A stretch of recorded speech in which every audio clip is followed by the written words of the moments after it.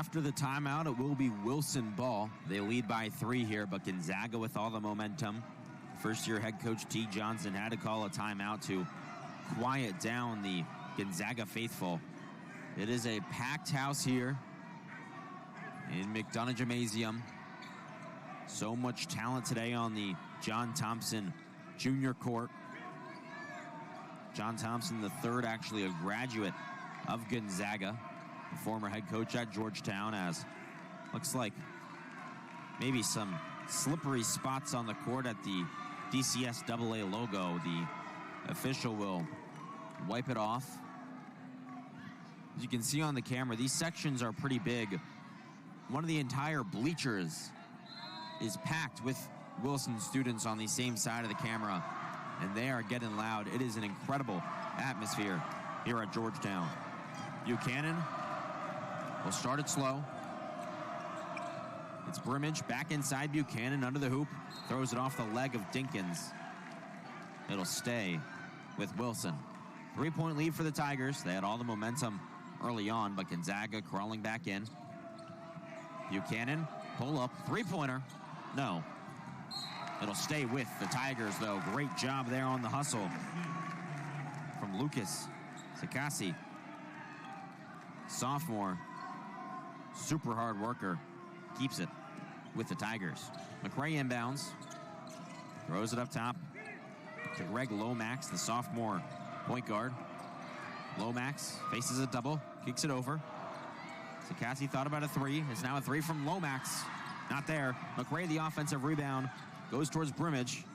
Buchanan keeps it in. Pull up from the Big East logo. He knocks it down. 5-point lead for the Tigers. Here's Dinkins.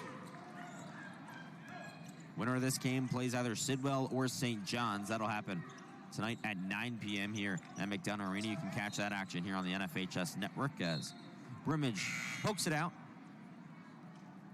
6 to go in the half. 5-point lead for Gonzaga. Jared Turner, the second-team All-WCAC player to inbound. Committed to Northeastern University in Boston. A great student as well as athlete. Had an offer from Ivy League Brown, also Big Ten school, Penn State. Holmes inside. Paquette drives in, stops at the right elbow, kicks it back up. A miscommunication. It is a backcourt violation and a shot clock violation at the same time. No matter the call, it'll go to Wilson. Dockery will come back in after a short break. The key sophomore, one of the top underclassmen in the nation. A steal there for Paquette. There he goes the other way, back with Buchanan. He misses it. It's Dockery with the rebound. Buchanan, just the sense of him being there will scare anyone. A dangerous shot blocker. Picks up his dribble. Tried to find Dockery, who is tied up with Paquette. They turn it right back over to Gonzaga. Dinkins up the floor. Had 12 points in the team's victory over Carroll. Also added on 3 rebounds and 5 assists. Dinkins drives middle. Kicks it out. Up top, it's Paquette. Down low, Holmes. Turner thought about a three-pointer and traveled. It'll go back to Wilson with a 5-point lead. Turner scored 20 in the win over Carroll. Also added on 10 rebounds. His double-double was huge. Without it, you could argue that Gonzaga would have lost, even if he just played a little bit worse. Played one of his best games of the year. Buchanan eyeing up Holmes, goes in, somehow lays it in. An acrobatic finish from Darren Buchanan, putting on a show early. Dinkins also putting on a show with his dribble moves. Loses it, regains it, goes off of his leg though, and it'll go to Wilson. A 7-point lead here for the Tigers, 4:31 to go in quarter number 2. Noah Richmond, senior point guard, up to Darren Buchanan. Buchanan speeds it up, sends it over. James is short. Can't connect. It's Holmes with the rebound. Dinkins up the floor. A a 35% three-point shooter. He's deadly from anywhere on the court. As is Turner. It's now Paquette. Lewis on the run, too short, gets his own rebound, sends it out. Turner, three-pointer. No. It's Dockery with the rebound.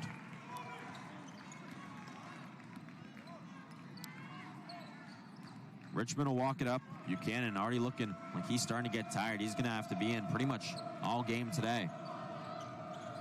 It's Buchanan looking down low to Dockery. And another miscommunication there between the two Tiger stars. Just not on the same page. 3:42 left. Turner will inbound as Nicholas Lewitz heads to the bench. Derek Dixon comes into the game, another freshman guard. That's an offer from George Mason, just as Lewis does. A huge part of the team's comeback against Carroll as Dinkins misses. Back out, Turner, three ball. No. Buchanan brings in the rebound over the head of Holmes.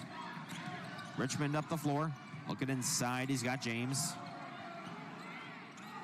Hand off Brimage, deep three-pointer. Just bounces out.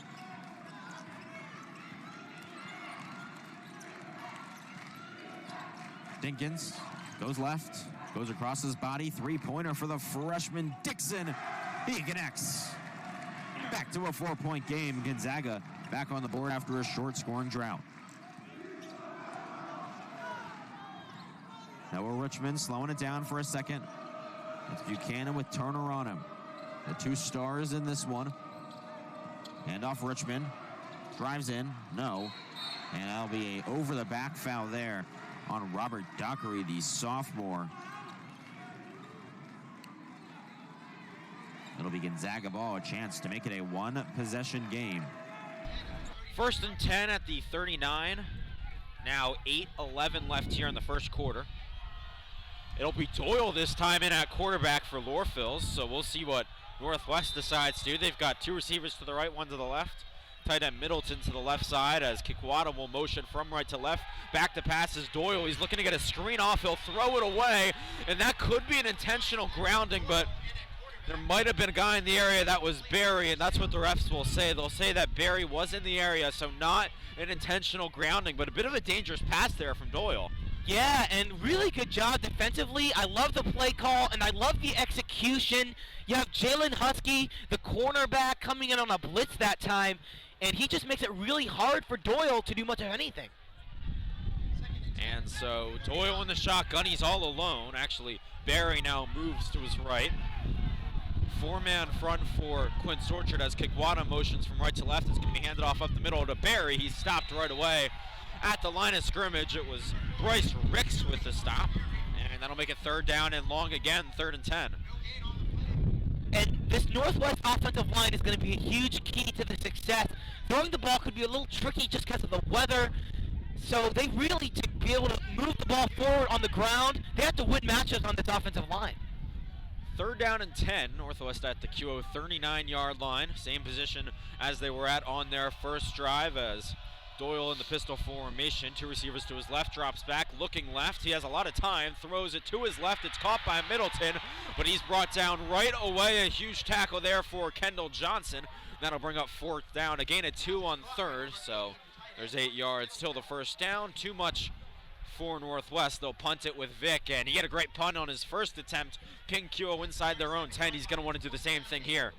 And similar field position, he could definitely do it again. Obviously, punting becomes tougher with the cold weather, but if the last punt was any indication, he's very capable of putting Quince Orchard down inside their own territory. Husky back to return. It's a high punt that Husky will let bounce in front of him, and it will bounce inside the 5 and be picked up at the 5-yard line. So wow. Vic has really been fantastic on his first 2 punts. Once again, bad field position for Quince Orchard. Yeah, MVP so far in the first a little less than 6 minutes here today is Noah Vic. 2 incredible punts, pinning Quince Orchard down inside their own 10. And this offense loves the big plays, but it's hard to draw up plays that are going to get you a lot of yards when you're so deep within your own territory every drive. And so 1st and 10, Q at their own 5-yard line. This time Briggs will be in the shotgun. They were under center the entire drive last time. He's got Howard to his right, 2 receivers to his right, 1 to the left. Briggs takes the snap, hands it off to Howard, who's looking to run left and gets past the line of scrimmage, gains maybe 2. It'll make it 2nd down and about 8. Yeah, not a bad play call right there, and Quinn Sorchard is going to have to stick with putting the ball on the ground here today, especially as long as they're back this deep inside their own territory. It's going to be tough to throw the ball just because of the weather, and, you know, like I said, when you're inside the own 10, you don't want to risk throwing an interception, even though Stephon Briggs has not all year. So Q now only at their own 7-yard line. 2nd down and 8, shotgun again. This time it's Saniola in the backfield with Briggs. Saniola now goes out to his right. Briggs will take it himself at the middle, and he gets a decent amount of yards towards the 1st down marker, about 3 yards short. So a design run there for Briggs. That's the first time we've seen that this year, and I like that play call because he's a pretty good runner. Oh yeah, Stephon Briggs has shown that he can really run the football, you know, get out of the pocket, but that play, a designed run, a QB draw, and I like that because Northwest has not seen that. No one has seen that yet from Quinn Sorchard this year, so yeah, Quinn Sorchard has to find ways to catch a very good Northwest defense off guard here today. 3rd and 2 for Quinn Sorchard. Huge play coming up. A 1st down here would be massive. 3rd and 2, Q at their own 13-yard line. Saniola in at running back. It'll be thrown to the right where Mekhi Walker's got some room in front of him. He's got a 1st down at the 20-yard line. So Quinn Sorchard with the first down of the game here with 5:20 left in the 1st quarter. And I believe the 2nd completion here today, the 1st completion for the Cougars today, and that's a good play call. Just a little throw into the flat. Mekhi Walker taking it, has enough room to run to the marker and pass it for a few more yards. And that's what they're going to have to do. Not too much for Quinn Sorchard. And they got a bit lucky there because it looked like Saniola at running back was a bit confused. He was going to the left when it should have been a play action, but it ended up working. They'll be in the wingback formation on this play, 1st and 10 at the 20-yard line. Briggs under center. It'll be pitched to Saniola, heading towards the left edge, breaks a tackle at his own 15, has to get back towards the line of scrimmage, still on his feet running backwards, breaks another tackle, now almost back towards the original line of scrimmage, down at the 17-yard line. So a long play there ends up being a big loss. He just kept running backwards. You can't do that. Yeah, Saniola was trying desperately to make something out of that play, but really there was just nothing there. Great job by this Northwest front 7 on that play, just giving him nowhere to go, following him, swarming around him, and there just wasn't really too much of another option there for Saniola. And so he'll be back at about his own 16-yard line as a sideline warning issued to Quinn Sorchard. 2nd down and about 14. Now 4 minutes and about 15 seconds left here in the 1st quarter. Wingback formation. Johnny Castro in motion. It'll be handed off though to Martavian Davis on a jet sweep, and he gains a couple yards, maybe 2, and some pushing after the play. A flag is thrown, and that could be going against Quinn Sorchard. There was pushing back and forth. Looked like Dylan Armstrong was in on it, as though was a Northwest defensive player who looked like it was number 6 for them. It was Damon Johnson. So we'll see what the call is. It'll be a personal foul, face mask on Northwest. So a huge play there, a face mask, and that'll push Quinn Sorchard 15 yards forward up to the 31-yard line and give them a 1st and 10. And today, Northwest to beat Quinn Sorchard because Quinn Sorchard is the more talented team. Northwest has to play an almost perfect game, and penalties like that, they're going to really hurt you because Quinn Sorchard is so talented where they already have the upper hand today. Northwest has to play from behind, especially if they keep making those unnecessary penalties. So very cold here with 3:45 left in the 1st quarter. It's still no score. Q at their own 33-yard line. Davis in motion. Will be handed off, though, to Walker up the middle, and he is lit up. A huge hit there for the sophomore Xavier Rivers. A loss of maybe half a yard on 1st down, 2nd down, and about 10 and a half. 3:30 left in the 1st quarter. No score. Yeah, it's Rivers that time in the backfield to make the stop, and you can tell this Northwest defense, has become a little more accustomed to some of the tricks Quince Orchard is going to be throwing at them. That was a little end-around play, a jet sweep, and that worked last time. Quince Orchard scored a big touchdown last game, but that time Northwest not fooled. Shotgun on this play. Briggs has Howard to his right, 2 receivers to the right, 1 to the left. The lone receiver to the left is Brown, the Syracuse commit. Howard sets out right. It'll be thrown towards Howard, way too out in front of him, incomplete, and lucky for Quince Orchard that there were no Northwest defenders in the area, because that could have been an interception and it would have been an easy 6 for the Jags, but instead it'll set up a 3rd down and 10. Yeah, and that throw is off the mark by quite a lot, and definitely lucky that there was no defenders really in the area, because those are the kind of plays that can turn into 6 points on the other end very quickly. Quince Orchard dodges a bullet that time, and they're going to have another chance to draw up something on 3rd and 10. 3rd down and 10 at the 33. At least out of their own end zone. That's what's important for Quince Orchard. They started at their own 5. Briggs takes the snap from his center, Pedro Hill. It's going to be handed off to Howard up the middle. He breaks a tackle and pushes forward to about the 37-yard line, and some more pushing and shoving after the play as the QO punt team will come on. And so Georgetown visitation now with a 7-6 lead. A little under 5 minutes into the half. This is going to be a big ground ball. Wow. And off the draw, it's Weston who comes up with it. She had the last goal for St. John's, and she has had a great game. Here's Merrill Docking, the midfielder, towards the goal, tries to go over the keeper, Obrist, but went way over her. A loose ground ball on goal line extended on the far side, and it's the Cadets who come up with it. Yep, they're going to need to get a possession here. And honestly, if I'm them, I'm going to Weston. She's had, like you said, she's had an amazing game so far. Well, Chen goes back to Weston. Who's going to try to dodge with a screen. Working now on Collins. Weston gets past her, but too far past her behind the net, and she'll have to dump it down to Docking. She drew a triple team right there. Did you see that? Docking looking for cutters inside. Surveying, now finds one, and a shot and a goal for Stella Shea.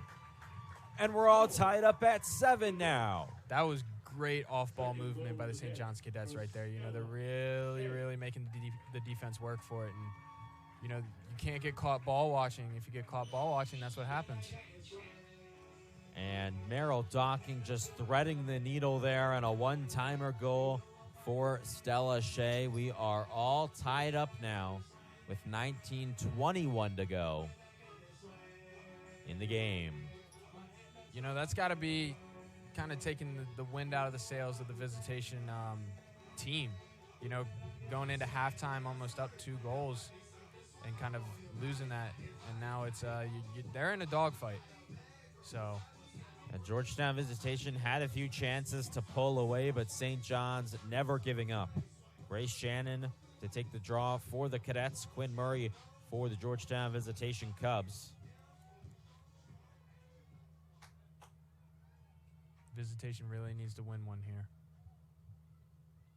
St. John's has been really solid off the draws after losing the first 2 of the game, and they'll win this one. A good job from Stella Shea to go up and bring it down. If I'm St. John's here, we're getting a possession going. Merrill Docking. Now Ellie Chen. 6 minutes here into half number 2. It's Olivia Weston. Weston backing in.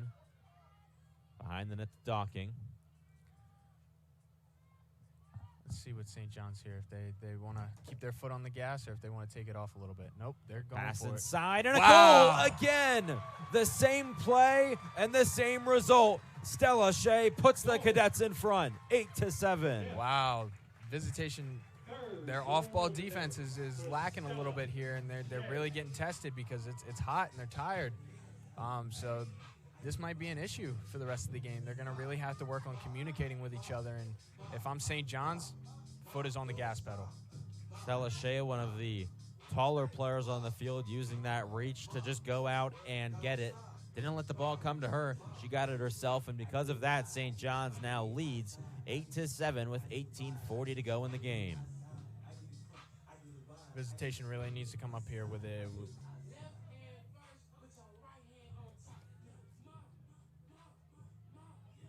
And they need to get one at the draw here, as you just said. St. John's has now started to control this part of the game, and they'll get it again with Olivia Weston. Weston has been killing it all day on the draws and ground balls.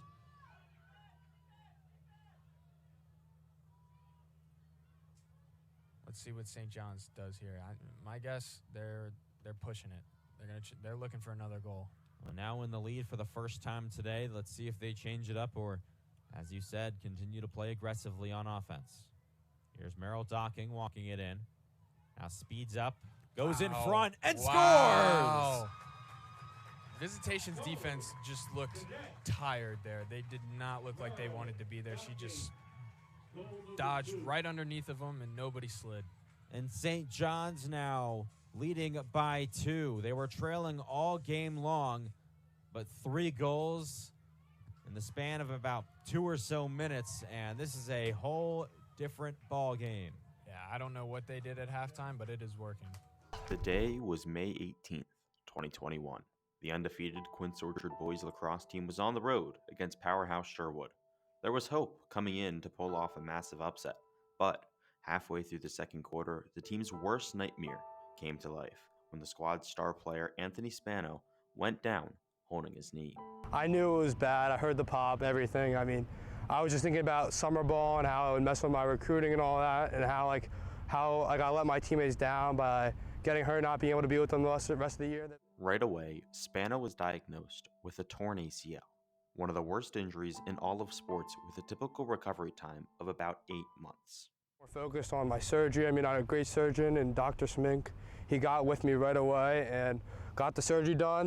From there, Spano went straight into rehab, working nonstop to get back to his goal of playing lacrosse and eventually winning the first regional championship in this school's history. Just wanted to get out here and get after him. We've been having a good season so far.